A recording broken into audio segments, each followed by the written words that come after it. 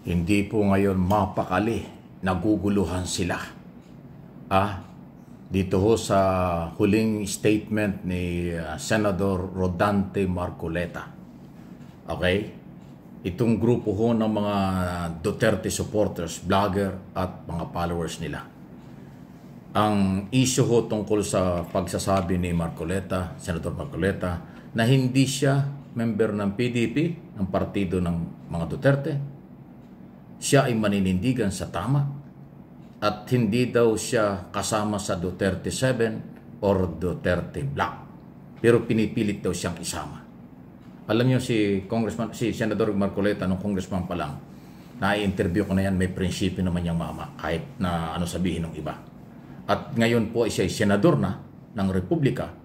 Ramdam niya na siya ay senador ng buong bansa, hindi siya senador ng mga Duterte lang. Hindi siya senador ng party list. Hindi siya congressman ng party list. Siya ay senador na. Kasi iba yung district congressman o yung party list congressman kung saan siya nanggaling. Limitado yung kanilang nasasakupan. Hindi katulad ngayon, siya ay senador ng Republika ng Pilipinas at ng mga Pilipino sa abroad. Kaya tama lang na siya ay manindigan sa tama. Pero dahil nga po sa ganyang statement ni Senator Marcoleta, yung mga DDS at yung mga vlogger nila, ay parang naghahanap na kaagad at sinisilip na si Marcoleta. Diyan kayo nagkamali. Nakalimutan nyo, abogado si Marcoleta. Alam niya ang rule of law. Alam niya kung ano ang tama. Okay? Kahit na may kapangyarihan ng Supreme Court, meron din kapangyarihan ng Senador, constitutional duty tungkol sa impeachment kung ano dapat gawin. At yung sinabi ni Marcoleta siya ay hindi kasama sa Duterte Black, Duterte 7, malinaw yun. Na ginamit lang yung kanyang pangalan ng grupo ni Bato de la Rosa, ni Aimee at iba pa, doon sa 7, hindi naman pala sila 7, 6 na siguro ang nangyari dyan. Ruben Padilla Group yan, di ba? At ayaw din niyang masabing Duterte Black kasi nga siya ay senador ng Republika. Ay totoo naman, hindi siya member ng PDP. Inadapt lang siya ng kampanya. Pero hindi siya opisyal ng PDP. Totoo yun. So ngayong nanalo na siya, tama lang na siya kanyang panindigan na siya ay senador ng bayan at siya ay nanalo sa suporta ng bayan, kaya kanyang tinitingnan ito. So sana tuloy-tuloy ito. Yan ang tamang senador. Dahil kasi ang Senado, national posisyon. Buong bansa ang sakop nito. Hindi talaga tama na Duterte Black. Hindi talaga maganda Duterte Senador. Kasi taong bayan ang nagpapasweldo sa isang senador. Ang dapat gawin yan para sa majority. Hindi para sa isang pangalan, isang apelyido, o isang pamilya, o kanilang partido. Tama ka, Senador Marcoleta. Sana ituloy mo yan. Although, iniintriga ka ng mga DDS. Sinisilip na nga na para daw wala kang utang na loob. Pero huwag mong pansinin yan. Kung susunod ka sa prinsipyo ng batas na alam mo yan, abogado ka, at yung paninindigan mo na ikaw ay independent o ikaw ay isang senador ng bayan, napakaganda niyan. Babalik dahan-dahan yung tiwala ng taong bayan na wala o nasira nung ikaw ay nasa kongreso pa na ang dating ay maka-Duterte. Ngayong ikaw ay senador na tila nagbabago, palagay ko, mas okay yan, mas maganda yan. Good luck, senador. Okay?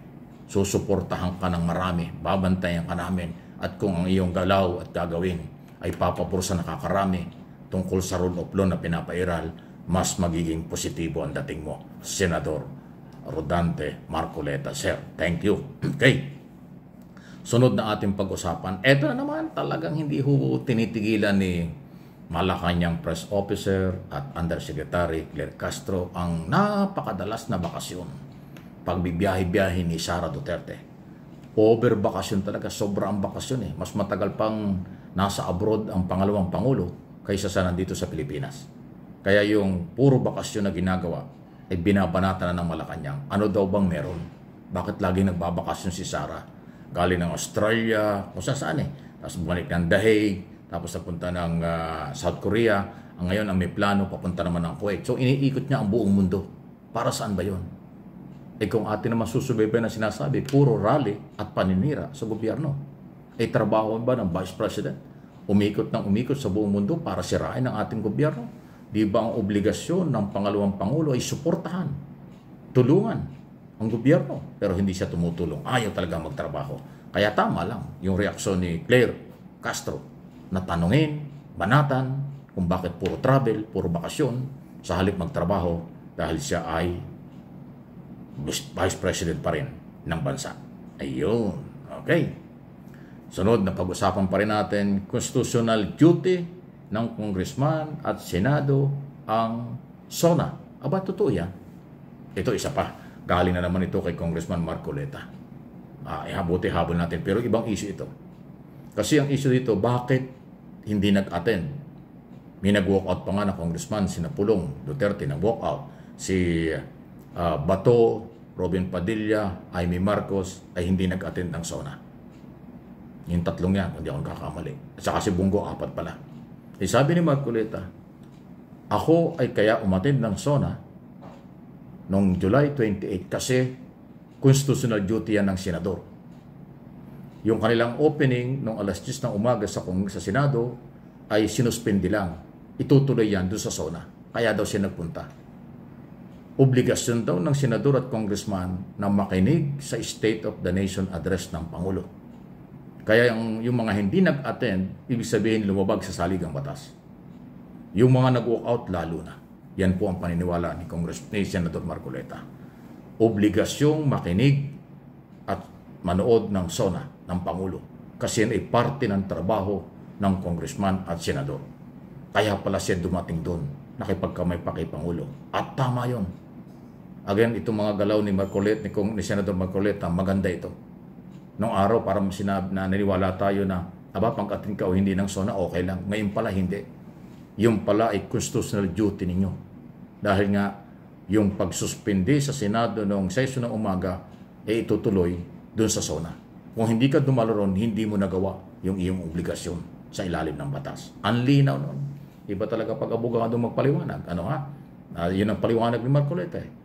Hindi ko lang po maiparinig sa inyo yung kanyang mga statement kasi ito nangyari doon sa kanyang programa sa radyo o sa TV, sa Net25.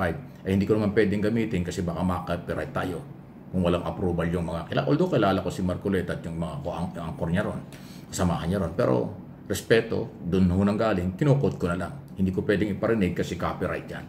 So doon ang galing sa mga interview. Sa Net25, yung kanilang programa sa umaga, ang kanyang mga sinasabi na paglilinaw doon sa mga isyong nasyonal. Iba siya ngayon kaysa nung congressman. At tama yan, uulitin ko, ang pagiging senador ay national, buong bansa, buong mundo na Pilipino ang paglilingkuran. Hindi katulad ng congressman, limitado lang. Ngayon, sa tingin ko, huwag kayo magalit, aking sariling opinion, nasa tamang direksyon ang galaw at statement ni Marcoleta. Abangan natin ito.